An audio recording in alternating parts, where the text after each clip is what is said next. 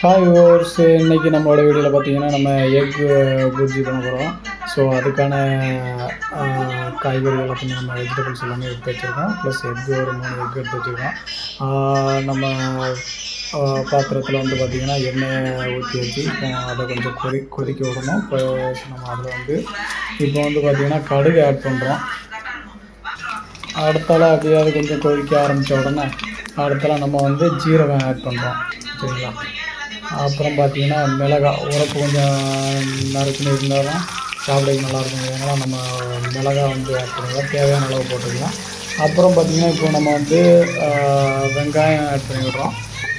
அதுவும் நமக்கு குவான்டிட்டி எவ்வளோ வரணுன்ட்டு நம்ம ஒரு அளவு தேவையோ அதை பொறுத்தே போட்டுக்கலாம். நமக்கு அதிகமாக தேவைப்படுனா அதுக்கேற்ற மாதிரி போட்டுக்கலாம். ப்ளஸ் உப்பு அதில் கொஞ்சம் நல்லா வேக விட்டு உப்பு ஆட் பண்ணிவிட்டு அதில் தக்காளி ஆட் பண்ணி விடணும்.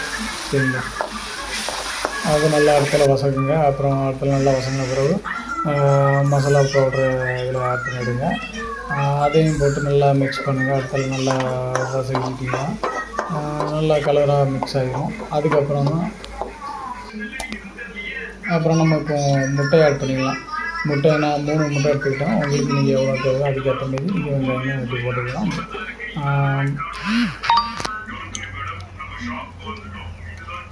அப்புறம் இந்த இடத்துல முட்டை 3 முட்டை ஆட் பண்ணி வச்சு இடத்துல அப்படியே கிண்டிக்கிட்டே இருந்தோம்னா கொஞ்சம் நேரம் ஒரு 2 மினிட்ஸ் கூட ஆகாது, அதுக்கு ரெடி ஆகிடும். ஸோ அடி பிடிக்காமல் இருக்கணும். அதனால் நீங்கள் வந்து ஃப்ரீக்வெண்ட்டாக அதை கிண்டிக்கிட்டே இருக்கணும்.